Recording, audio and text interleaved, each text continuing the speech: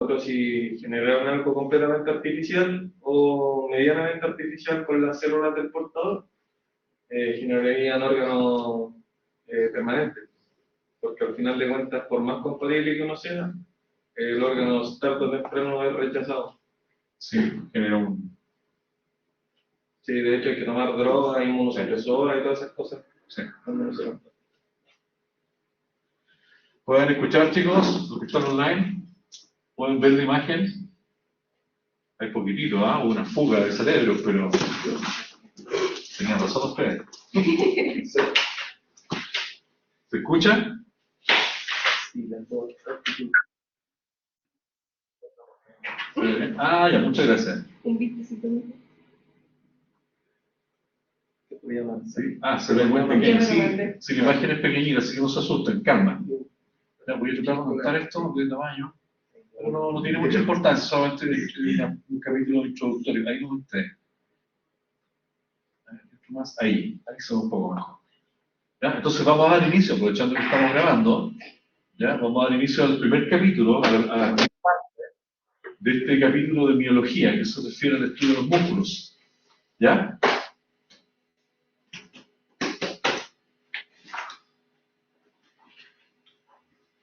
Nosotros podemos hacer zoom, porque suena en vivo.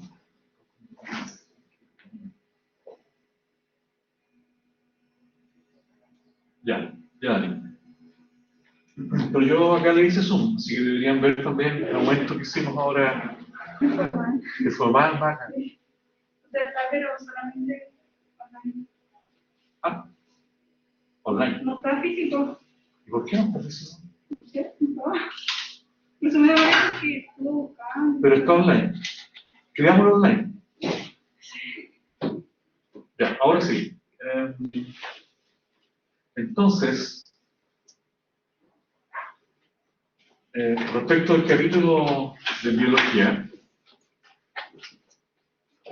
no está de más decir luego, solamente un comentario general. ¿Ya? Hay que tener presente que los músculos, como ustedes muy bien saben, pertenecen al sistema locomotor activo, ¿cierto? Algunos músculos toman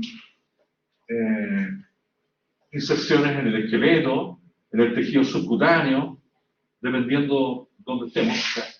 Algunos conforman paredes de algunos órganos, sobre todo de órganos huecos, las paredes de los vasos sanguíneos, etc. Como sea, no importa dónde estemos, la unidad anatómica del músculo, la unidad morfológica, ¿cierto? Se denomina miocito. Miocito. Por lo tanto, todos tienen que saber a qué nos referimos cuando hablamos de un miocito, que corresponde en este caso a la fibra muscular, el miocito. La morfología del miocito cambia bastante dependiendo de qué tipo de tejido estemos hablando. Entonces, a partir de una célula, a partir de un miocito, se pueden configurar tres tipos de tejidos distintos. Ahí podemos hablar de tejido muscular liso, como aparece ahí en el esquema. Exacto. Tejido muscular esquelético y tejido muscular cardíaco. ¿Ya? Eso desde el punto de vista de la clasificación de los distintos tipos de tejido muscular. ¿Ah? Pero en todos los casos, la unidad funcional es la misma, la unidad estructural, perdón, el miocito. Y de acuerdo del tejido que estemos hablando, las especificaciones son distintas. Por ejemplo, el miocito, en el caso del músculo liso, puede medir micras, en términos de longitud, pero en la musculatura estriada, el miocito puede medir centímetros de largo. Hay mucha variación respecto de las características físicas del tejido muscular. Y en todos los casos, como les dije, la unidad estructural es el miocito, o fibra muscular. La unidad funcional se conoce como sarcómero o sarcómera, que es la unidad que conforman las distintas proteínas contráctiles que tiene el tejido muscular. No se olviden que una de las propiedades más nobles que tiene el tejido muscular es su capacidad de contracción. ¿Ya? Cuando el músculo se contrae, ¿ya? Se acorta, porque se contrae, valga la redundancia. Entonces, para eso, su histología, su microarquitectura debe estar adaptada para poder aprovechar el espacio que tiene, el poco espacio que tiene cada músculo, de manera eficiente y no terminar con destrucción de fibras musculares. ¿Ya?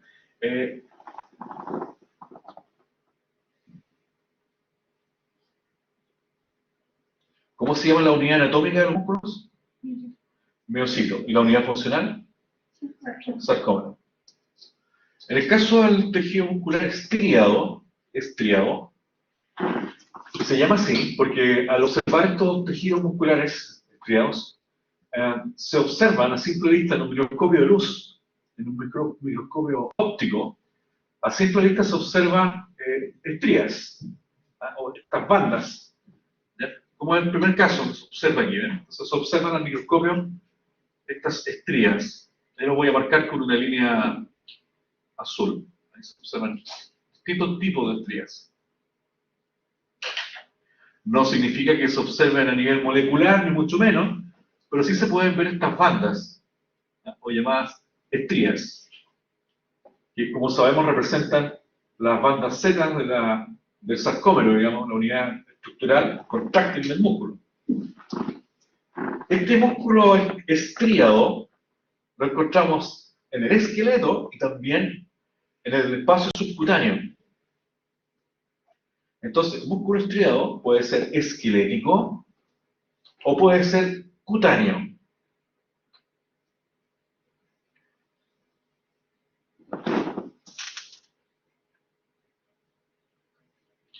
Los músculos estriados se caracterizan porque son de contracción rápida y hay participación de la corteza cerebral en el proceso de contracción. O sea, son voluntarios, son de contracción voluntaria. Y la contracción y las fases de relajación son rápidas. ¿Ya? Es lo que aparece aquí en este segundo orden. ¿Ya? Ahí como no me deja hacer nada. Y, estoy, ahora sí. Ya pues.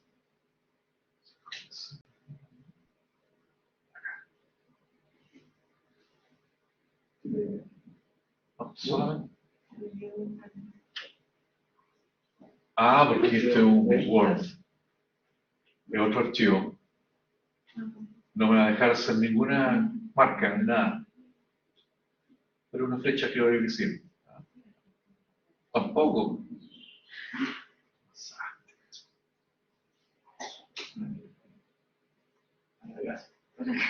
Dios mío. Ya. Verla, por lo menos ver el cursor, ¿o no? ¿Se ve la pantalla de la X? O una cruz que aparece ahí. Sí, los que están online lo ven. ¿Ven el cursor? No se ve el cursor. Lo perfecto, ya. Con eso vamos a trabajar. Con los puntos de colores. Ya. Entonces, en el primer caso, ya, habitualmente se tratan como sinónimos, pero a pesar de que no son sinónimos, músculo estriado con músculo esquelético. ¿Ah? Por eso ahí dice músculo esquelético. ¿Cómo está ahí?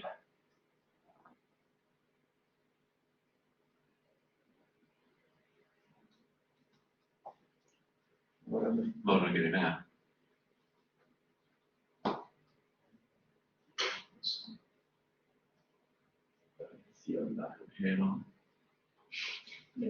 No puede ser. En veces hay que decir mucha cuestión.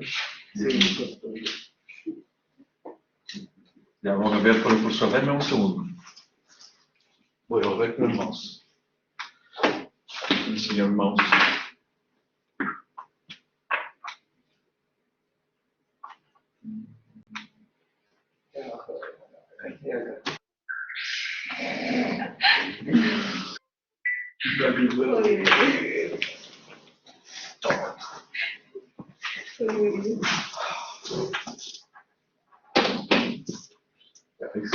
Supongamos que sí.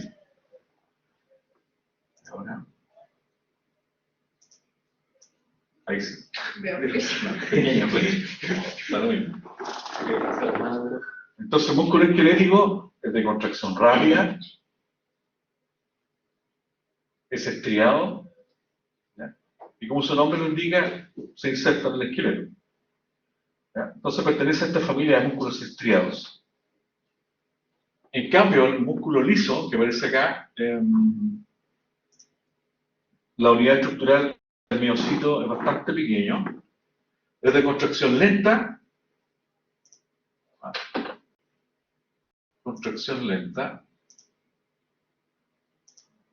y de carácter involuntario. O sea, no hay participación de la conciencia, el músculo liso. Músculo liso encontramos en las paredes del útero, en las paredes de la vejiga urinaria, en las paredes de las arterias, en las paredes del escroto, en las paredes de la vagina, en las paredes del estómago, del rumen, en los rumiantes, etc. O sea, generalmente asociado a las paredes de los órganos, las paredes de los bronquios también, en las vías respiratorias, etc. Arterias y venas. O sea, como ustedes se dan cuenta, es bastante amplio el rango de lugares y estructuras anatómicas donde podemos encontrar músculo liso.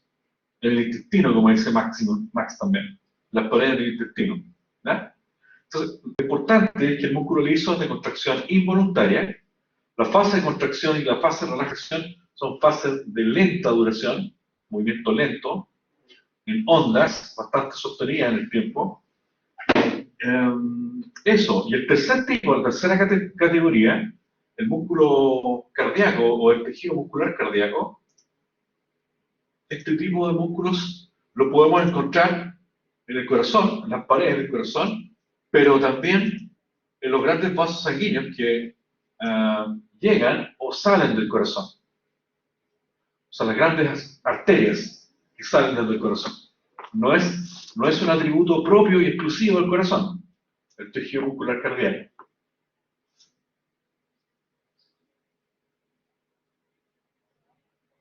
El tejido muscular cardíaco también es estriado, o sea, presenta estriaciones que son visibles a la luz. Como se ven aquí, son estriaciones cruzadas. Se ven de otra forma. Ahí se ve clarito como una cruz, ¿ven? Voy a ver si me deja esto.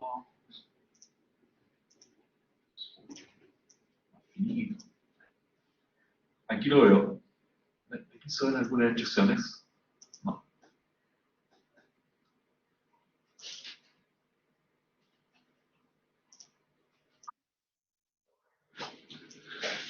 Sí, entra razonable. Así, son estriaciones cruzadas, igual que una cruz. Aquí se aprecia bastante bien. Sí, entra razonable, Max. Esta primera clase de biología entra. ¿Vale? Ya. Y las fibras musculares, entre ellas, presentan ciertos puentes de interconexión que ustedes deben haber estudiado en histología, me imagino, que se llaman puentes intercalares o discos intercalares. Estos discos hacen la unión entre células. ¿Ya? Las células presentan un núcleo, a diferencia de la célula muscular estriada. La célula muscular estriada es multinucleada, presenta muchos núcleos. ¿Ya? Y la célula muscular lisa también presenta un núcleo, solo un núcleo, en el centro. Aquí tengo un esquema a continuación. Dime, Dani. No se preocupe de los cortes. ¿Para qué te voy a mentir? Esto podría ser longitudinal, transversal, no lo sé, depende. Depende de lo que estemos hablando. ¿Ya? Es bien variable. Porque aquí estamos hablando a nivel de histológico. O sea, estos cortes que están acá no se pueden ver a simple vista, solamente se estudian con un microscopio. ¿Ya? Y en este caso, lo mismo si es longitudinal o transversal. Porque están pensados en 3 dimensiones los esquemas. ¿Ya? Mira, espérate un poquito, Daniel. ¿Ya? Aquí sí, esto está mucho mejor. Este esquema de arriba, te fijas, presenta la célula muscular cardíaca, que presenta un núcleo. El núcleo está desplazado hacia la periferia, hacia el sarcolema o membrana celular. Un núcleo. Y las expresiones que tiene son bien especiales. ¿Sí, Maca? ¿Lo puede acercar? Ya. Ahí. Ahí sí. ¿Ya? Y se observan también estos discos, en este caso, ahí se observan discos intercalares, estos puentes que se observan ahí entre célula y célula. Entonces, por alguna razón misteriosa, existen puentes o discos intercalares de membrana celular a membrana celular. Están conectadas. ¿Ya? Eso tiene un efecto de potenciación rápido respecto a la contracción muscular que es distinto al resto de las células musculares. El tejido muscular estriado, por ejemplo, el tejido muscular esquelético, aquí, como vemos en el esquema, es multinucleado, presenta muchos núcleos, pero los núcleos son periféricos. ¿Ven? Aquí observo un núcleo, aquí hay otro núcleo, siempre están expulsados o son derivados hacia la periferia, más cerca de la membrana celular, o sarcolema.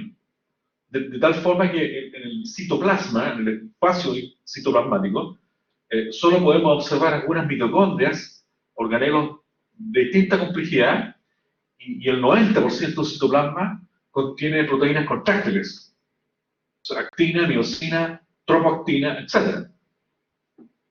Se sacrifica todo el citoplasma solamente para contener grandes volúmenes de proteínas contráctiles.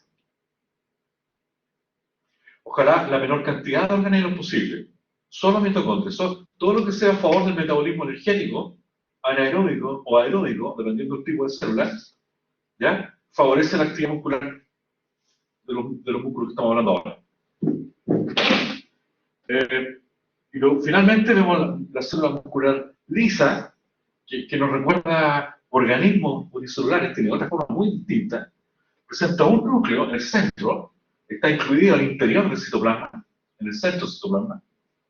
Es mucho más sofisticada esta célula, pero mide micras, es pequeño.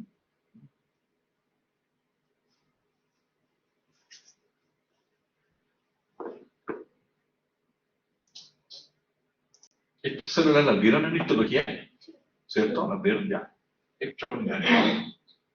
Aquí hay un esquema que nos muestra qué ocurre, por ejemplo, analicemos el tejido muscular esquelético, el que nos interesa por ahora. El tejido muscular esquelético dice localización, ahí. Localización, dice adherido a los huesos. ¿Ah? Obvio, si este esquelético. Pero en estricto rigor, este se llama tejido muscular estriado. Y el tejido muscular estriado lo encuentro asociado a los huesos, pero también asociado a la piel. Entonces, tanto el músculo esquelético como el músculo cutáneo es voluntario y de contracción rápida. Eso es lo que dice acá. Pues, características de la célula, son células largas, o sea, pueden medir centímetros de largo, y cilíndricas. Multinucleadas y marcadamente estriadas. ¿Ya? Por alguna razón serán multinucleares. ¿Ya? Marcadamente estriadas. Si dijimos que son estriadas, células estriadas. Ahí se ven las estrías. ¿Sí? Ya, no hay problema. No se preocupe. No hay problema. Después abajo dice son de control voluntario y respecto de la acción produce movimientos en las articulaciones. O sea, forman palancas. ¿Ya? Son estimuladas por el sistema nervioso central a través del sistema nervioso periférico. Contracciones y relajaciones rápidas. ¿Ya? Ahora, ¿cómo ocurre esto? Si bien es cierto, uno siempre dice, oye, una de las principales características de la fibra muscular es que se contrae, ¿ya? La célula muscular no se contrae sola, no es automáticamente contráctil o no es autárquica, ¿ya? No depende de ella misma para contraerse. Para poder contraerse, la célula muscular necesita un estímulo. un estímulo químico, neuroquímico. ¿Qué es lo que observamos acá? Ahí. Ahí podemos observar una célula muscular, ¿fijan? En contacto con estos nervios, en este caso nervios periféricos. Estos nervios que llevan impulso electroquímico para las células musculares se llaman motoneuronas. Conforman grupos de motoneuronas o simplemente nervios motores y son de distinto tipo. Aquí vemos, por ejemplo, una motoneurona 1 ¿sí? Haciendo sinapsis con distintas fibras musculares, con distintas células musculares. Después vemos una motoneurona 2, que lo voy a marcar de color verde, también haciendo sinapsis con distintas células de un músculo. El punto donde se hace la sinapsis, donde se construye la sinapsis, ¿ya? La región donde toma contacto la motoneurona con el músculo, ese lugar se denomina placa motora. Placa motora. Lo voy a escribir en el chat. Placa motora. Placa motora. Entonces, ¿qué pasará si la placa motora se destruye? ¿Y qué le pasa al músculo? ¿Y cómo se llama eso? Muerte muscular. ¿Cómo se llama cuando el músculo no responde y no se contrae?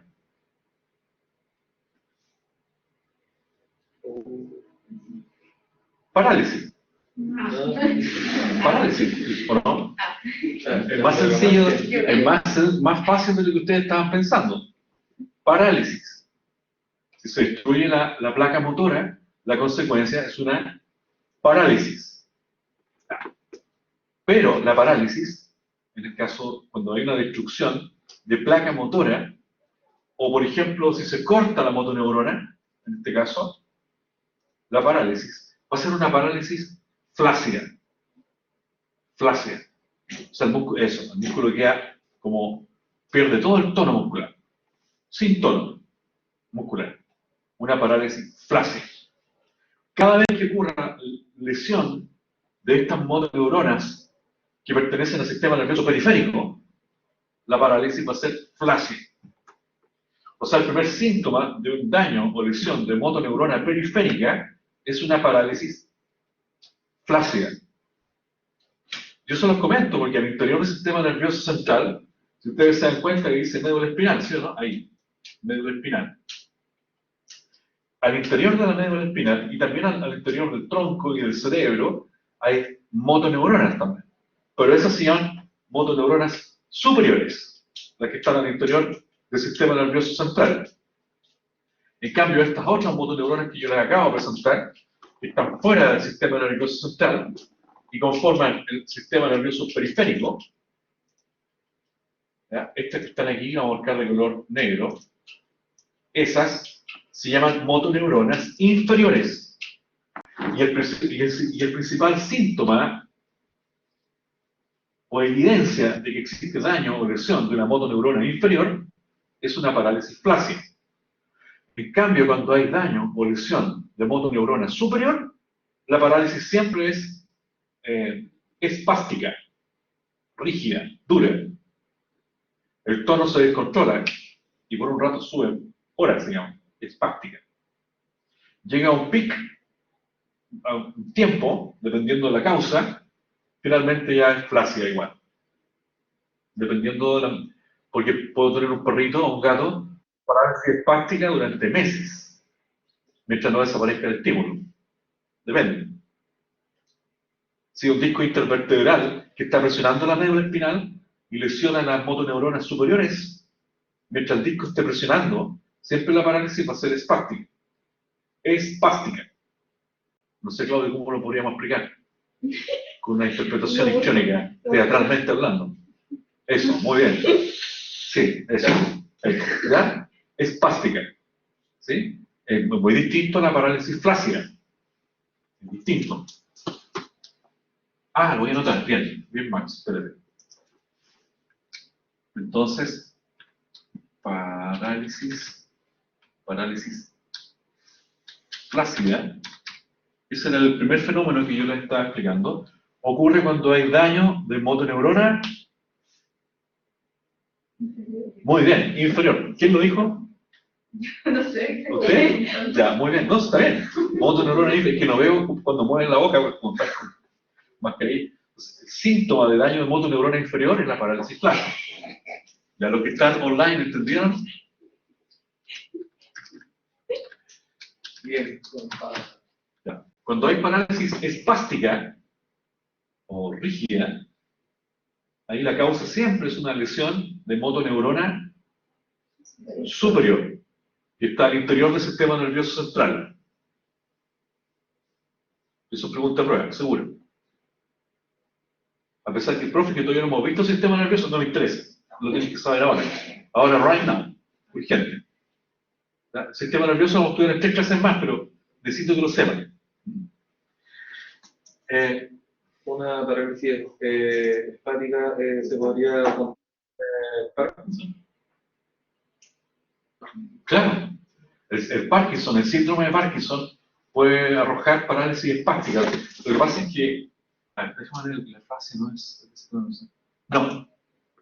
Buena la pregunta a la Dani, no, la Dani está preguntando duro, ¿ya? Muy bien. Dani, efectivamente, no. La parálisis flácida pertenece a un producto de daño de un sistema nervioso periférico. O sea, si tengo un perro que sale a la calle, lo atropellan y fracturan el fémur en 3 partes y con una resección y un corte profundo de algunos nervios, lo más probable es que si está con parálisis, la causa sea una lesión grave de alguna motoneurona, por ejemplo, el nervio femoral o el nervio tibial, depende. ¿Ya? ¿Y eso es regenerable o pierde la patita? Puede pasar las dos cosas, puede que se regenere o puede que se pierda el pie, no existe la patita, pie. Pie, ¿verdad? ¿Okay? Ah, Maximiliano acá, que tiene toda la razón, pues no lo he marcado, mira. Lo vamos a marcar. Lo voy a marcar de color verde. Todo eso es placa motora, ahí. ¿Han escuchado hablar de los órganos fosforados? ¿No? ¿Y de los órganos clorados? Son pesticidas que se ocupan en la agricultura y en algunos países están prohibidos. El más conocido a nivel mundial es el DDT. DDT, que se une irreversiblemente a la placa motora de los mamíferos, los reptiles, anfibios y los insectos. Produce muerte por parálisis. En el Amazonas, los indios antiguamente, cuando cazaban, ¿ya?, usaban el curare, que es el veneno que se aplicaba en las flechas, en las puntas de flecha, y también en África, y el curare provocaba parálisis del diafragma. Y el animal en medio segundo moría por parálisis respiratoria. Un veneno que a través del torrente sanguíneo se fijaba automáticamente en las placas motoras. Y el animal dejaba de respirar. Entonces hay muchas sustancias tóxicas, fármacos, distintas sustancias químicas que tienen mayor o menor grado de afinidad a la placa motora. Y usted como médico veterinario tiene que saberlo. No puede estar experimentando con sus pacientes. Por ejemplo, si Claudio trae un fármaco, oye, traje un antibiótico de China, muy baratito, súper bueno el antibiótico, para tratar una infección podal, infecciones cutáneas. Excelente, los pacientes todos sanando de sus problemas, pero a los 2 meses empieza a darse cuenta que los pacientes presentan parálisis.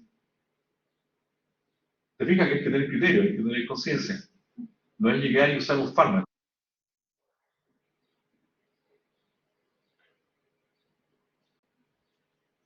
Totalmente. Claro, si se suprimen las placas motoras, las motoneuronas superiores e inferiores no pueden hacer su efecto.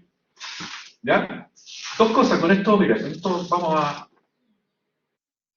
ir cerrando. ¿A qué hora terminamos? Ahora sí, ya. Si afecta por ejemplo, el músculo diafragma, puede ser mortal, ¿sí? Dependiendo de qué esté afectando. Si afecta a las placas motoras del músculo cardíaco también. ¿Ya?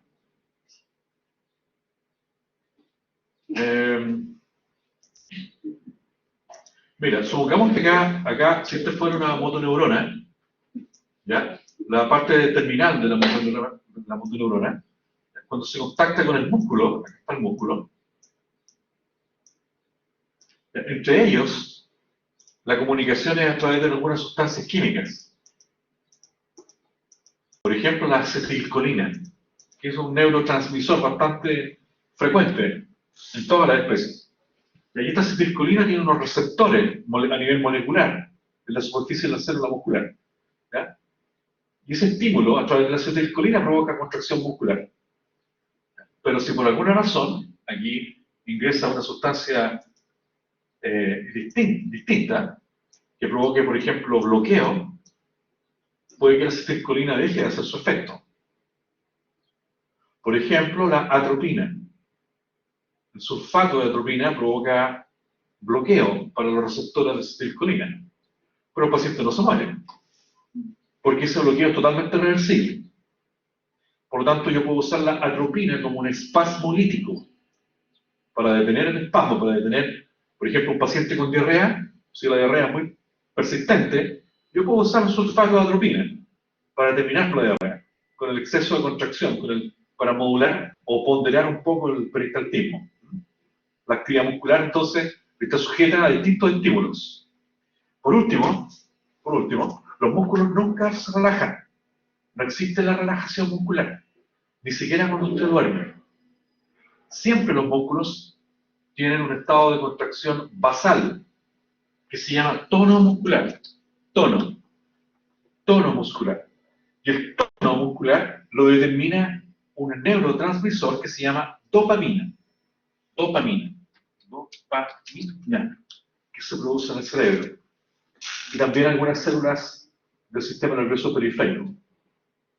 Entonces, mientras exista un stock disponible de dopamina, los músculos no pierden el tono. Nunca descansan. Aunque el paciente esté durmiendo. ¿Ya? Que, a propósito de la pregunta de Claudio del sistema del Parkinson. Cuando hay algunas lesiones en el cerebro, en los cuerpos estriados que producen dopamina, aparecen estos síndromes. Por ejemplo, el síndrome de Parkinson, por un exceso de producción de dopamina. Y se pierde el tono, y el paciente anda todo el día con contracciones intercaladas, intermitentes. Le dicen, en fisiología se llaman contracciones tónico-clónicas. Eso van a estudiar después en fisiología. ¿Ya? La misión mía ahora es sembrar el pánico, para que se motiven. Finalmente, vamos a lo concreto, para que no se pierda nada.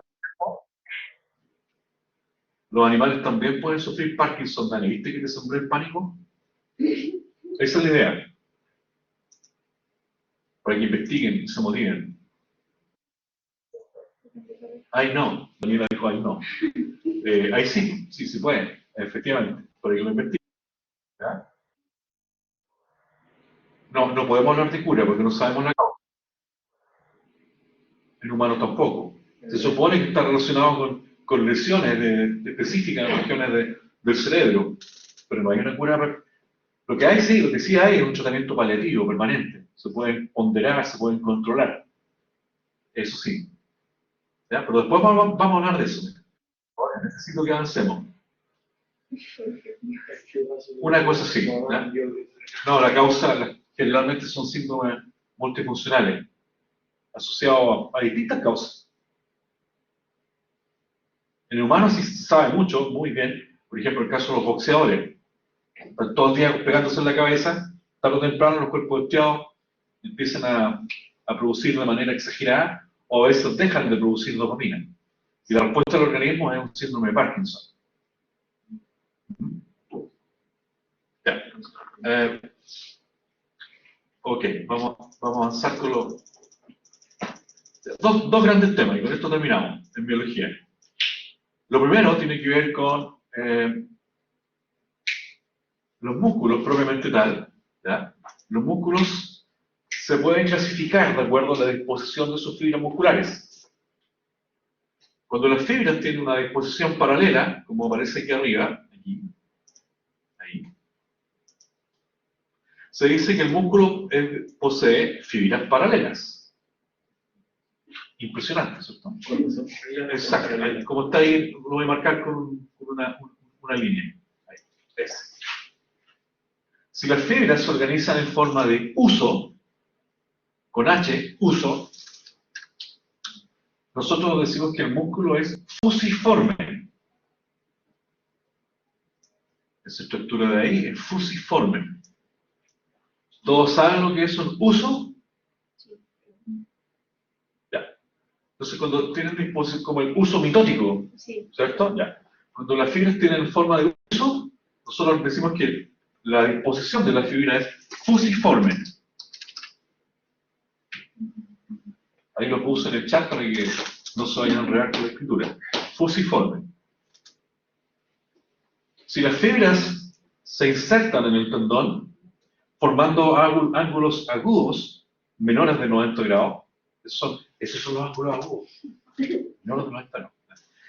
Si se forman ángulos agudos, decimos que la estructura es peniforme. Peniforme. Y ahí tenemos tres variaciones. El músculo puede ser unipinado, bipinado o multipinado, como en el caso de la derecha. No sé si esto lo soñé o yo lo había explicado. No, yo, perdón. Solo con sueño, perdón. Bueno, ¿cómo se llama? Premonición. Déjà vu. Déjà vu. Premonición, eso mismo. O flash forward. Una cosa así. Entonces, peniforme, ¿no? Peniforme. Ahora, no, tranquilo, Dani, tranquilo, se lo vamos a repetir. ¿Ya? ¿Ah? Entonces, por ejemplo, imagínense, ahí tengo un tendón. Aquí va a extraordinario el tendón. ¿Ven la línea negra que dice? Ya. A pulso, ¿eh? Fíjense, si la fibra muscular se inserta en el tendón solo por una cara o por un borde, ahí, formando ángulos menores de 90 grados, eso es unipinado. Si la fibra ahora llega por dos caras distintas, yo digo que es bipinado. Como un pinito de Navidad, un pinito. Bipinado. ¿Ya? ¿Ok? Ahora, este concepto de peniforme, esa arquitectura es clásica de las alas en las aves, y también se ocupa en botánica. El nombre de esa configuración no viene de España, por acaso. Pues es muy probable que escuchen este nombre en otras áreas, en zoología, en botánica, bueno, en fin. El arbolito de Pascua, como dijo Daniel. Y si las fibras ahora llegan como en tres dimensiones, por distintos bordes del mismo tendón, ya es multipinado. Entonces la pregunta es, según es que me entendieron, no se asusten, si no entendieron me dicen, pero ¿cuál de las tres disposiciones en la estructura peniforme, cuál es la más resistente, la más firme? Multipinado, porque está claro ya, es como bien evidente. Y aquí hay varios ejemplos, pero después los vamos a ir dando pausadamente. Después, si seguimos avanzando, y esto es mucho más simple todavía, aquí ven, fíjense, ahí está la estructura fusiforme.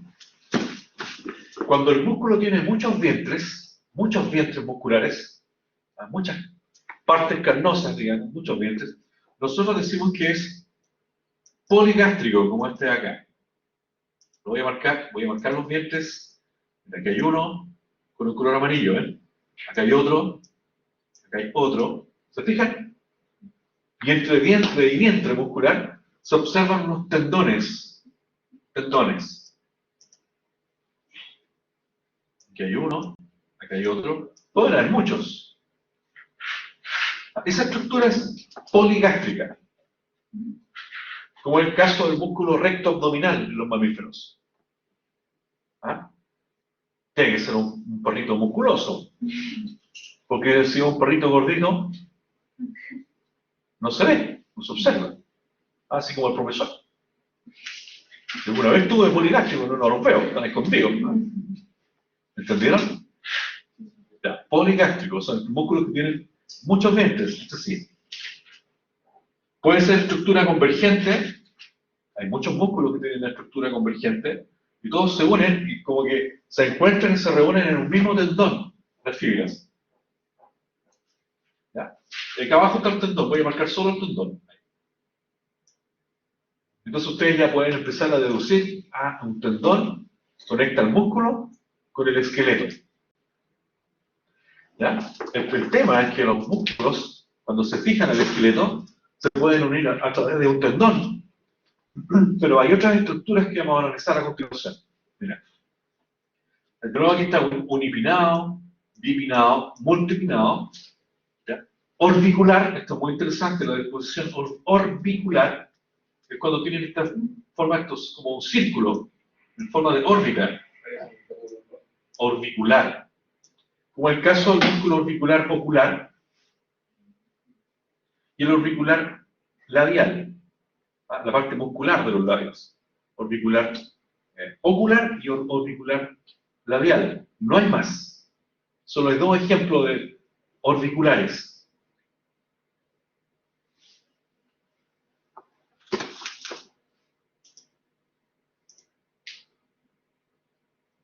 Y yo agregaría a este esquema la estructura digástrica.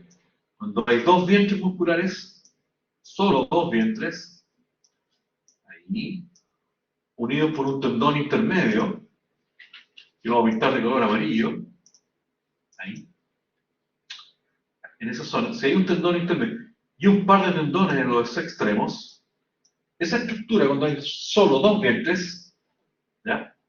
Aquí vamos a destacar que este sería el vientre 1 y este de acá el vientre 2. Esa estructura se llama digástrica. Estructura digástrica. Es la última que les voy a explicar. Estructura digástrica. ¿Ya? Eso es. También a veces aparecen, cuando el músculo tiene dos cabezas musculares, unidas por un tendón en común, esa estructura se llama bíceps. ¿Ya? Si tiene tres cabezas, ¿ya? Tríceps. Ahí voy a dibujar una cabeza, eso sería tríceps. Y las tres cabezas puede que se encuentren en un tendón en común, de inserción. Si son cuatro cabezas, cuádriceps, etc. Ya, parece que acá todos entendieron. No sé si los que están online entendieron. Para cerrar esta parte respecto a la morfología y a la clasificación de los músculos. ¿Ah? Daniela, el orbicular ocular y el orbicular labial. Esos eran los orbiculares. Eso estaba preguntando su compañera. ¿Ah? Labial.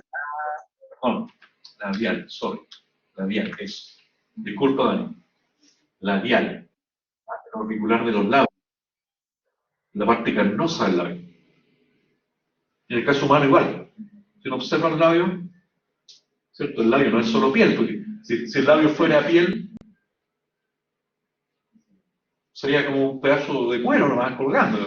Necesita una estructura carnosa para poder moverse, para poder ejercer su función. ¿Ya? Entonces existe el orbicular de los labios, ¿ya? Que es la parte muscular o la parte carnosa del labio, y el orbicular ocular, ¿cierto? Que le da la base muscular a los párpados. Si no estaríamos como los peces todo el día con los ojos abiertos, no podríamos, ¿sí o no? Sería extraña la situación. ¿Ya? Horror, si una compañera de ustedes. Horror. A ver si seguimos avanzando, se nos deja ya. Eso era, sí, estábamos bien. Eso respecto de la configuración. ¿Ya? Y esta es la segunda parte, con esto terminamos. Respecto ahora de los anexos. Alcanzado. Como se dan cuenta, perdón, anexos. Hoy día no vamos a hablar de ningún músculo en particular. La clase de hoy es generalidades. Y todo lo que conversamos lo voy a preguntar. Entonces, generalidades. Ya. 45. ¿Y cuántos días? 15 de esqueleto axial, 15 de articulaciones, 15 de músculos. Y vamos a tener toda la hora y 20. Ah, Vamos a tener toda la hora y 20 para hacerlo. discúlpeme, Claudio, no te escuché. El tiempo. ¿Cuándo va a ser la hora y 20? 70 minutos. Sí, 1 hora 20, sí. Entonces, 15 preguntas de esqueleto axial, 15 preguntas de articulaciones y 15 preguntas de biología. 45, ¿no? ¿Estoy bien? Sí. Sí, 45. ¿Cuál es el problema? No. ¿O no? ¿O encuentro que muy poco tiempo? Yo encuentro que mucho. Por ese tiempo no lo fijo yo, eso lo fija la escuela. Por favor. ¿Va a ser 15 de estas generalidades de biología? Sí, ¿Sacar 15 preguntas? sí, 15 preguntas, ¿o no? Sí. Sí, pues. Bueno, si no están de acuerdo, me dicen al tiro. No. Qué maravilla. ¿Hay alguien en contra? Nadie. ¿Hay alguien en contra, no? No, nadie en estas notas. No, no hay nadie en contra. Digo que les conviene. Ya. Sí. Un rotundo, sí. Ahora, en la parte de esqueleto y de articulaciones, ¿de dónde voy a sacar las preguntas? De los protocolos. Ya. No, me sirve porque Ok, esos eran los mensajes comerciales. Entonces ahora vamos a terminar, nos concentramos y seguimos. ¿Alguien quiere preguntar algo más de los que están online? ¿Hay preguntas? ¿No? Gracias, Dani. Hay poquitito, ¿eh? Ojo, ustedes son testigos, hay 8. Y en un curso son 50 y en el otro son 70. O sea, hoy día estaban todas las condiciones para que estuviéramos todos juntos. Lluvia de nalgas. Yo Ya creo. lo veo, ya lo veo. Es que había varios que no sabían que se iban a unir con una cosa. No, pues si lo dijimos el lunes anterior. Pero yo hablé con mucha gente y ninguno sabía. ¿Sí? Lluvia de nalgas y más de lágrimas. Pero no importa, igual le puede subir la clase para que la vean. Avísenlo a sus compañeros. Para que los del día lunes vean la clase de hoy. Y como ustedes se dieron cuenta, la clase de hoy no tiene ninguna ciencia porque la primera mitad fue repaso. ¿Ya? Avanzamos un poquito, lo que faltaba. Y la segunda mitad es biología generalidad. ¿Sí? No debería presentar ninguna complicación tan grosa, digamos. ¿O no, Maca? ¿Sí? Creo yo.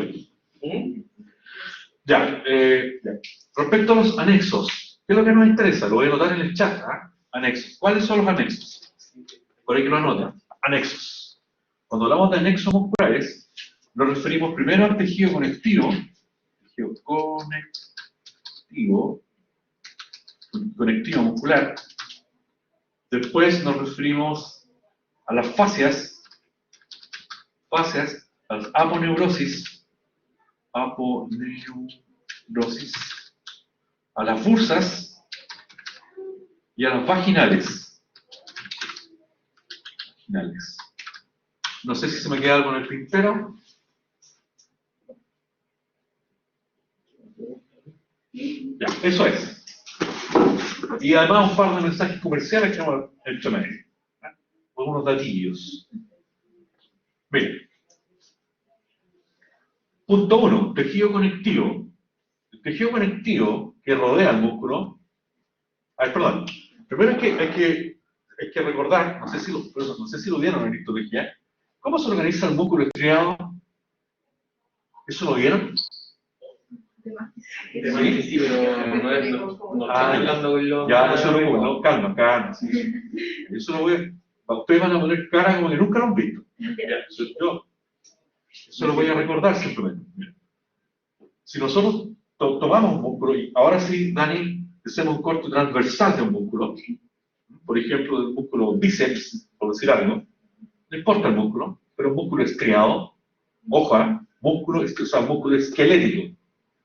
Si cortamos el músculo, vamos a ver que las células musculares se organizan en grupos, igual que ustedes.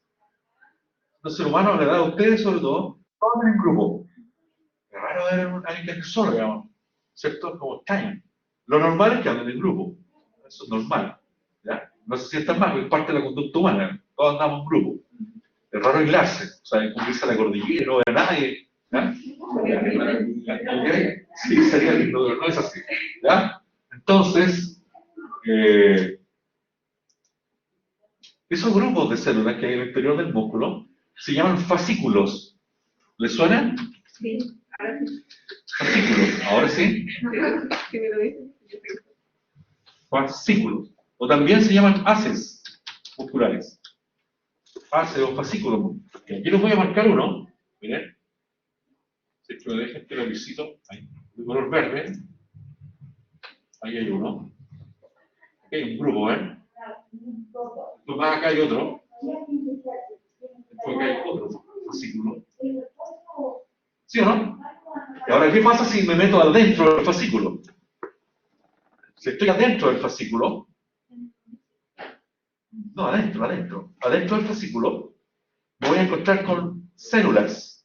Y eso es lo que está representado acá. ¿Ven? Eso. Esta es una célula muscular. Perdón. Aquí está el fascículo, solito, ¿eh? Pero dentro del fascículo, aquí hay células. Esta es una célula muscular. Ahí. Voy a pintar de otro color para que no se me enreden. Voy a marcar de color azul. Esta es la célula. Y si yo analizo la célula, solita, aquí abajo está la célula muscular, ustedes se van a dar cuenta que al interior del citoplasma, ¿qué es? Miofibrillas. La célula es la fibra. ¿Ya? En biología, cuando hablamos de fibra, estamos hablando de la célula, del miocito. ¿Cierto? Pero si hablamos de miofibrilla muscular, ahí estamos hablando ahora de proteínas contráctiles, como se ven acá. Y aquí hay muchas. Fíjense que la mayor parte del citoplasma contiene, de hecho ahí está, esto que está ahí.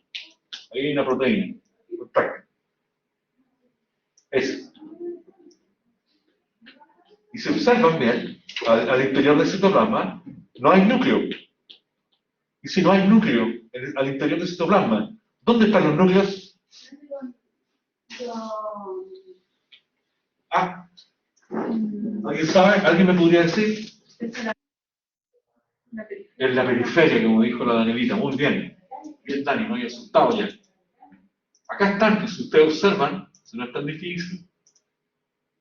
Ahí, color gris. Ahí hay uno, acá hay otro, ahí hay otro. ¿Ven? Se desplazaron y están en contacto con la membrana celular, con el sarcolema o membrana celular. Y los poquitos organelos que hay en el interior del citoplasma básicamente corresponden a mitocondrias, ¿cierto? Y lisosomas, punto. Hay 2 o 3 organelos. El 99% de todo el citoplasma está sacrificado, se entregó para disponer de espacio para las miofibrillas. Miofibrillas.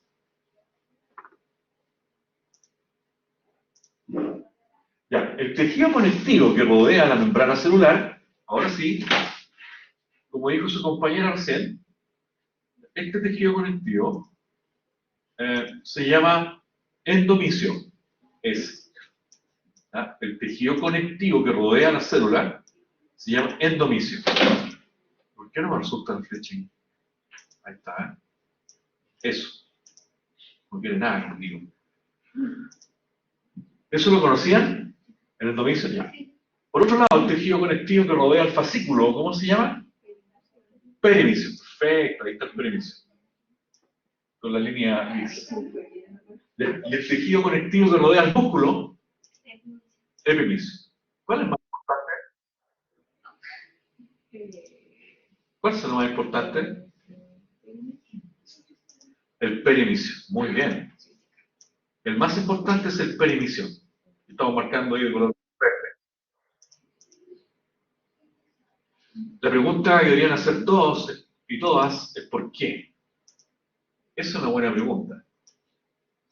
Y aquí lo vamos a señalar. Eso es... Bueno, sorry. Aquí, por ahí. Bueno, básicamente porque a través del perimisio, como ustedes ven ahí en el esquema, ingresan los vasos sanguíneos. Ya voy a ocupar solo el lápiz nomás. No más flechas. No más flechas. Ahí cómo se muestra ahí. Ahí, acá. ¿Ven que hay pequeños vasos sanguíneos en el perimisio? ¿Ya? Y el epimisio, en orden de importancia, también es muy importante el epimicio, porque en alguna parte, pero solamente en una parte del epimicio, ya encontramos al ilio. Ilio. Silencio en la sala. ¿Alguien sabe qué es el ilio? Ilio neurovascular. Ilio. El ilio, miren, les voy a mostrar una imagen que a lo mejor no les va a gustar mucho, porque es muy antiguo. Esta.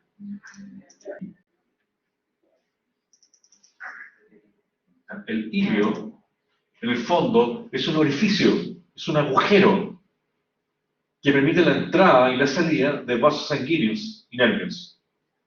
Todos los órganos tienen un ilio, con H, ilio.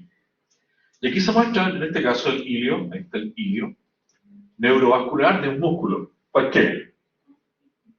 ¿Ya? Ahí se muestra una arteria, una vena y un nervio en el esquema, a través del ilio. Ahí. ¿No se ve la flecha? Ahí está. El ilio es su interior, entonces, perdón, el ilio es solamente el agujero. Lo que contiene el ilio en su interior es el pedículo neurovascular.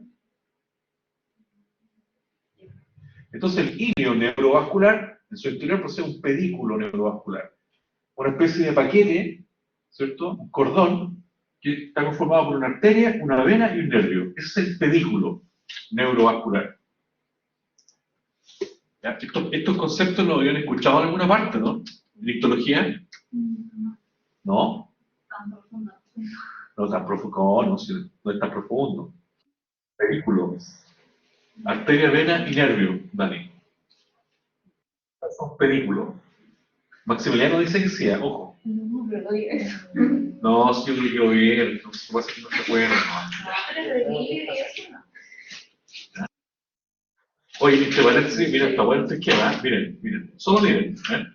Ahí se aprecia la diferencia entre los fascículos y en el interior los miocitos. Esto es para explicar el epinicio principalmente. Esto es epinicio. Está muy grueso. Ahí sí. Aquí está. ¿Se fijan que hay una especie de, como un gancho ahí, como un garfio? Ahí, que toma el epinicio y lo levanta. Entonces el epinicio, lo voy a marcar de color naranjo.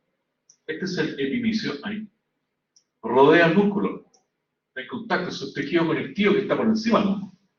Si yo levanto el epinicio, levanto la superficie, el tejido conectivo que rodea el epinicio, esto que me está mostrando, esta especie de garfio o anzuelo, ¿eh? Todo este tejido que está por encima del epinicio se llama fascia. Fascia, que también es tejido conectivo. Un poquito más laxa, más dispersa, pero es tejido conectivo al final. Y el trabeculado, o el conjunto de trabéculas que une la fascia con el endomicio, se denominan aponeurosis. Y a veces existe, y a veces no existe. No todos los músculos tienen aponeurosis.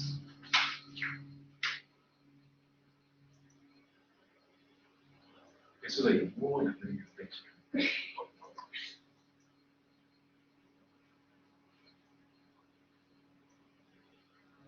Es como un trabeculado, ¿se fijan? Por lo tanto, la fascia muscular rodea a cualquier músculo. Todos los músculos están rodeados de fascia. Y a veces, las fascias, en su cara más profunda, en contacto con el epinicio, desarrollan estas aponeurosis. ¿Ya? Que es como una especie de tendón muy ancho que permite que los músculos se peguen directamente en el esqueleto. Dicho eso, ahora les cuento lo siguiente. Los músculos, para poder unirse al esqueleto, se pueden insertar a través de un tendón, de una fascia o de una aponeurosis. Todos esos elementos anatómicos sirven para adherirse al esqueleto. Por último, esto que aparece acá, estoy lo leyendo después con calma, pero hay una serie de definiciones. Ahí está la definición, ¿ven? La fascia tiene una parte superficial y una fascia profunda. O sea, la fascia profunda es la que se conoce como aponeurosis. La parte más profunda de la fascia. ¿Ya? Todos los músculos poseen fascia, pero no siempre existe fascia profunda o aponeurosis. Eso va a depender del grosor y de la importancia del músculo.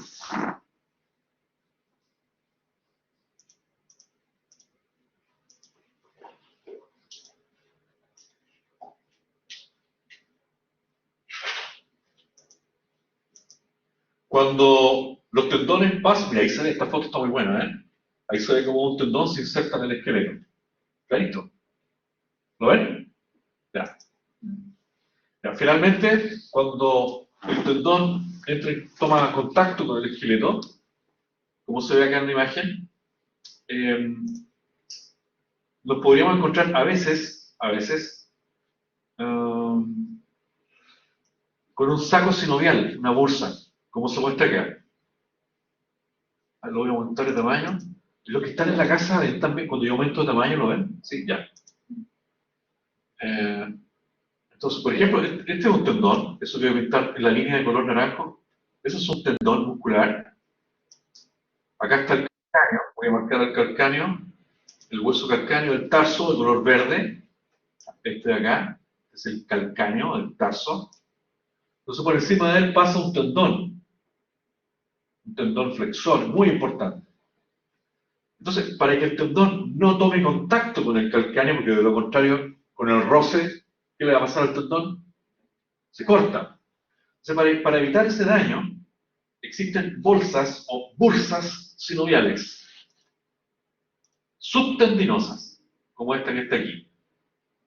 Bursas o bolsas sinoviales. Bolsa o bursa sinovial, así se escribe. ¿Entendieron dónde se ubican y qué función tienen?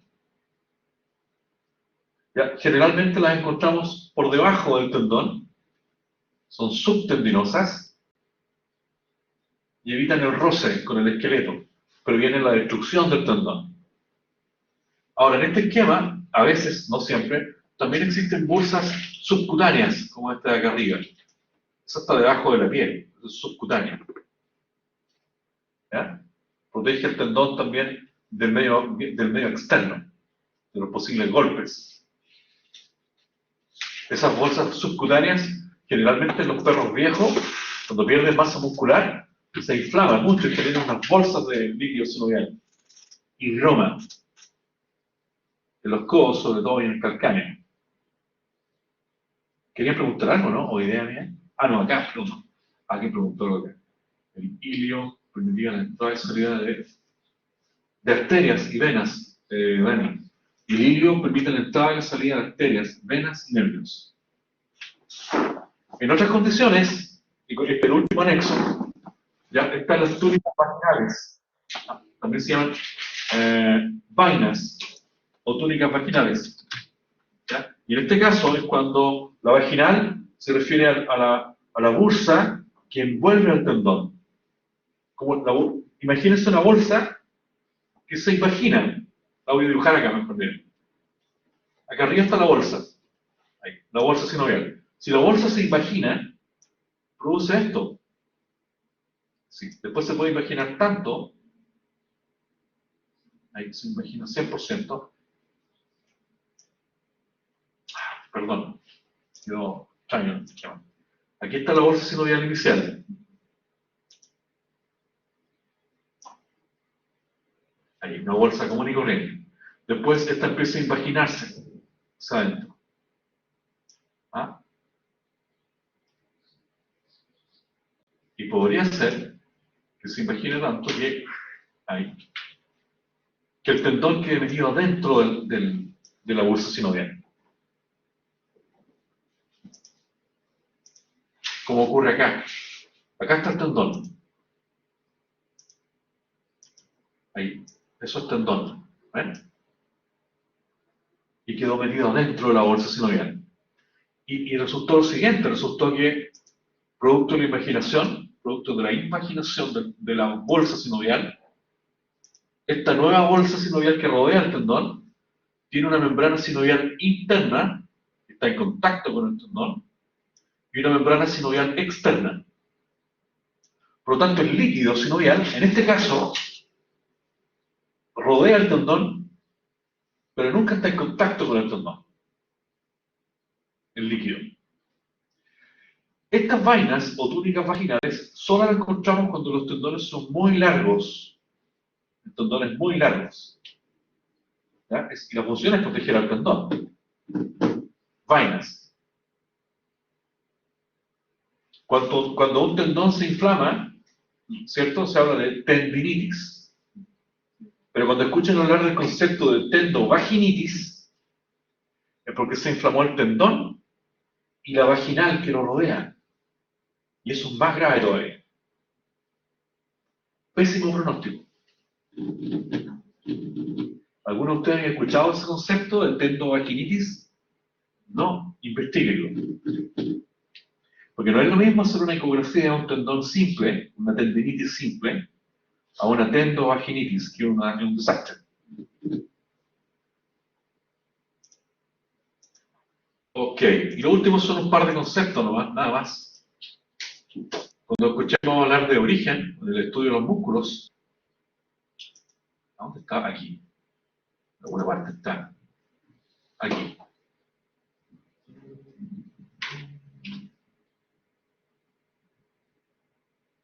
Ya. Con el tendón que se une al esqueleto y no se mueve, no es muy activo, ese tendón siempre se va a llamar origen o tendón de origen. Eso dice aquí. Origen. Origen. Ahí. Disculpen el pulso. Origen.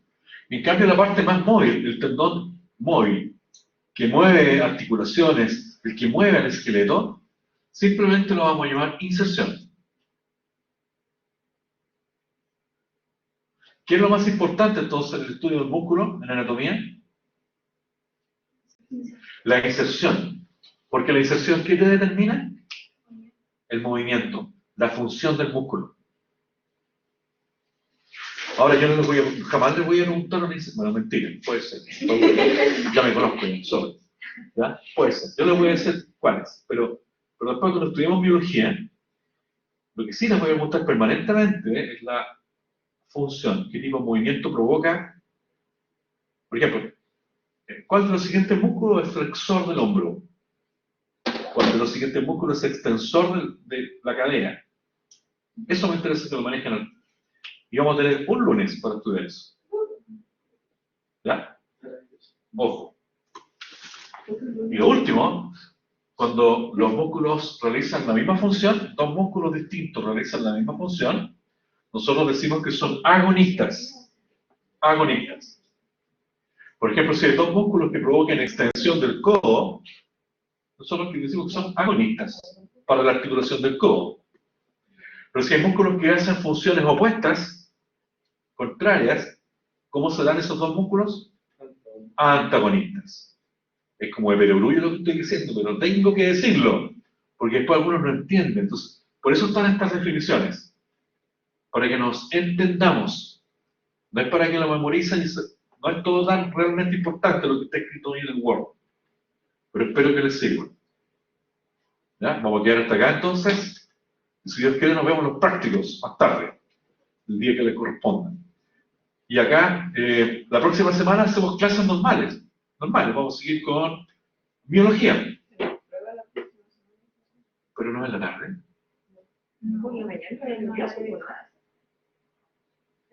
¿No te creo? ¿es presencial o no? ¿Sí es presencial? Ah, es presencial. O si quieren online, no te preocupes. ¿Y lo hacemos en la tarde? Ya voy a conversar con mi jefatura hoy día. Esta semana les digo, a más tardar el miércoles. ¿Escucharon lo que están online? ¿Escucharon? ¿Ya? ¿Ya? No le muestren a nadie. Yo el miércoles les voy a confirmar si es que es online o presencial. Porque lo contrario vamos a perder un lunes completo. Porque el martes tenemos nosotros. Claro, los del martes tienen la prueba el martes. Los del lunes tienen la prueba el lunes. Ya, hasta el minuto es presencial. De eso estamos hablando, Maximiliano. ¿Ya? Hasta el minuto es presencial. Si existiera un cambio, sobre todo por los rebrotes y estas cosas, yo les informo. No, yo creo que no, Maximiliano. Pero esperen mi confirmación. ¿Sí? Sí. Si la prueba presencial, como el bloque es un bloque de clase, precisamente, después de la prueba de clase. Buena idea. Podríamos hacer una clase presencial, híbrida. Ahí vamos a preguntar. Ah, no, es difícil, porque no se puede marcar, sorry, perdón. Repase después de la prueba. No se va a poder porque van a estar todos en salas distintas, van a haber 10 estudiantes por sala.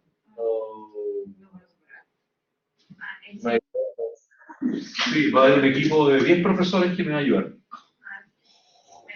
Y yo voy a estar de sala en sala, o sea, todo el edificio va a estar para el curso nuestro. ¿Cómo estamos? Nosotros estábamos todos apretados, 60, sí, todos ahí mismo. No, ahora no se puede, por el aforo. Pero ya hemos hecho 2 pruebas, sí. Inglés y todos los días. 60, estamos todos juntos. ¿Sí? Sí. No, pero no haga eso, ¿no? No se puede. Se puede, tiene no. No, hasta el minuto, Maximiliano, hasta el minuto es presencial. ¿Ya? Hasta el minuto la prueba es presencial. No se hagan enredo, por favor. Lo que estoy diciendo es que si hubiera un cambio, yo les confirmo el cambio aquí al miércoles. Yo les aviso. Porque mi bioquímica igual también. Y supe. Lo que pasa es que me llamaron de la facultad para una reunión el miércoles. Y yo creo que se trata de eso. Yo creo que se trata de eso. ¿Ya? Calma nomás, tranquilidad. Los dejo hasta aquí para no quitarles más tiempo porque me quedan 5 minutos, lo creo. Y hay algunos que tienen clase ahora a las 12. ¿Ya? ¿No hay más consultas? Va a ser en el... Ya vamos hasta acá, chicos. Sí, parece que sí. Sí, yo espero, atento nomás, Claudio. Nos vemos, Carmen. Cuídense. Por saludarnos, voy a dejar ahí.